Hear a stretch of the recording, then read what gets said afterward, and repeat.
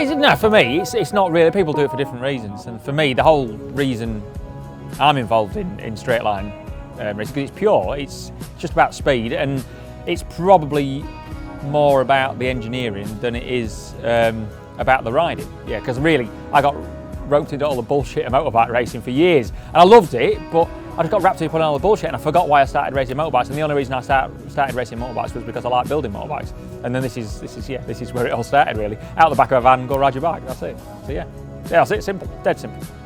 I've had turbo bikes from the late 80s, and always done these speed events. Must have done 30 years. It was back in Little Bend that I saw. I did circuit racing for a lot of years, and also drag racing for a lot of years. But I always did this as well as.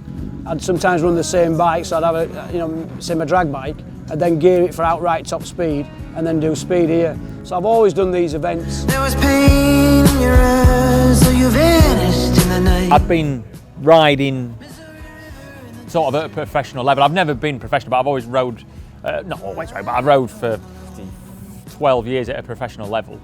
I always worked. And whilst I was doing that, I got asked to ride in Bonneville, like the famous Bonneville Land Speed for Triumph, trying to do, they built this motorbike and they wanted to be the first manufacturer to do 400 miles an hour on two wheels, which I thought, yeah, I'd love to be part of that. So yeah, I got involved, and to be honest, I sort of underestimated. I just thought, well, it's only going in a straight line. What's going to be exciting about that? But I wasn't getting paid, but it was great to go to Bonneville and to get a free plane trip out there, and I got to sit in a motorbike. It was great. So that was the reason. And then we probably got 3 years into the project. Triumph realised it wasn't going to be as easy as just writing a cheque for whatever the amount was, because no one's ever done it, so it wasn't as easy as that.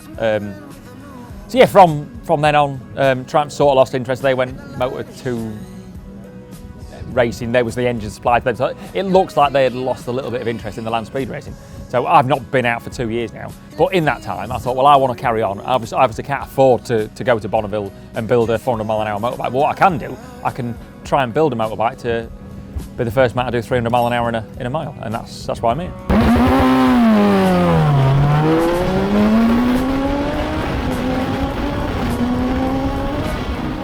I just love the high speed. For many years, I've ran turbo bikes. I own Whole Shot Racing. We build a lot of turbo bikes for various people. The buzz of just going the outright top speed is just for me. That's what does it for me. Everyone to their own, but I really enjoy going as fast as I can go. You obviously can't do it on a public road, so these events, they're one of the few events we can really get a chance to open the bikes up.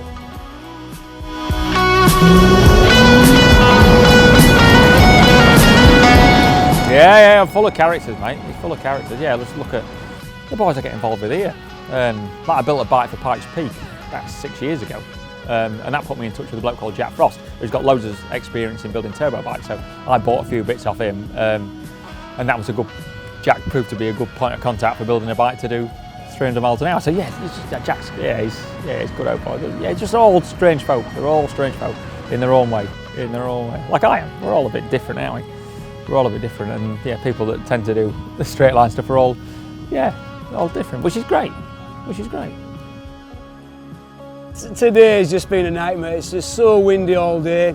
The Hayabusa there have been hanging off the side of the bike, taking the fairings off, back on, mudguard off, full fairing off, and just trying really hard to do a big speed. It's just been hard work and just very, very difficult. But then the ZX10 there, that's a smaller bike, a bit more nimble and a little bit easier to control, a bit less torque, a bit less power, and it's just set up really, really well. And that last run there then, to just do over 240 miles an hour on a 1000cc bike, it just made my day, because to have so much wind and then do a good speed like that at the end is really good. And yeah, such happy. Makes a change to come here and be happy, because normally we're just always suffering with the wind. So to still do a good speed in the wind was good. Just a shame I couldn't have done a really, really high speed on the Hayabusa. That's what we're trying to do. Coming down like running water, passing by myself in life. Target this weekend. Sit and wait for the weather, and I've got a bit of stuff to learn with the bike. We've changed a few strategies and that with the bike. We've changed a few things, but I'm not, unless I'm going to go faster than I have done previously, I'm not really going to learn anything. So as it is, I'm just going to sit and wait. To learn to go fast, you've got to learn to wait. So and that's what I'm doing, drinking tea, watching the world go by. I'm moving through the dark. No, there's only one of these events roughly once a month.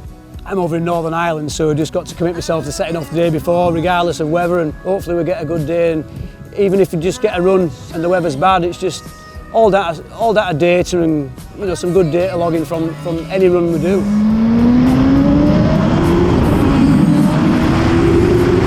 No, the target is to do 300 mile an hour in a mile. That's it.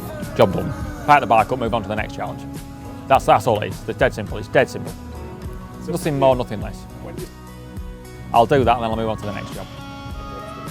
Building a 4-wheel drive pickup to go up Pikes Peak.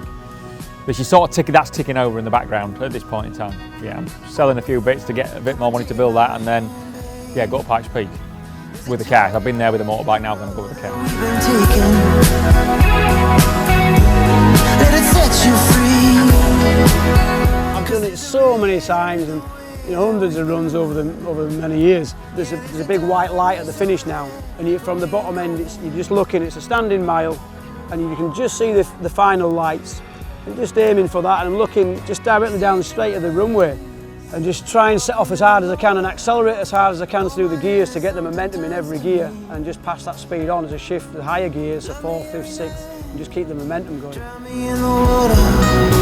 Hold my hand and something turning me. When it's all happening, I'm very particular how I like things done. So when I know that we're going to go fast, I've got a couple of lads that come with me, right, and everyone knows what everyone's doing, and we've got a bit of a set routine we go through before we get to the start line, and then from then on, you just got to go through the process. I say it's nerve-wracking, but it's not. I just deal with it like a bit of a machine, really. I just go through a process. And then trying to hang on to the bike and try and steer the bike to the end of the mile. It's just, yeah, I seem to be doing okay, because I've raced motorbikes for years, doing dangerous stuff, and I've never killed myself, so I'm obviously doing something right. But we'll learn, won't we? We'll learn. It's a long way. I'm at 275 now. It's 25 mile an hour at those sort of speeds is a massive hurdle to get over. Yeah, and there'll be a lot of hurdles between 275 and 300 that I haven't accounted for. So, yeah, it's good. Like I'll do it, or I'll die trying. I'm pleased I found this thing again, because I was just racing motorbikes sort of normally, like doing combat, like that dangerous racing, TT racing and all that, and it was great and all. But what I realised, the further on I got, I wasn't willing to die for it. Like when I first started, I would have died for it. I didn't give a shit. And then I'd lost interest. It wasn't worth dying for, and I thought, and that's why I'd lost interest, because I wasn't willing to die for it. But now I'm in something where, yeah, if everything's right, I'm trying to die, trying to do something no one's ever done. And I think that's great. What a way to go. Obviously, I'm not, and I'm not killing myself yet, so I'm doing something right. So, but I'm willing to pay the ultimate price to achieve my goal.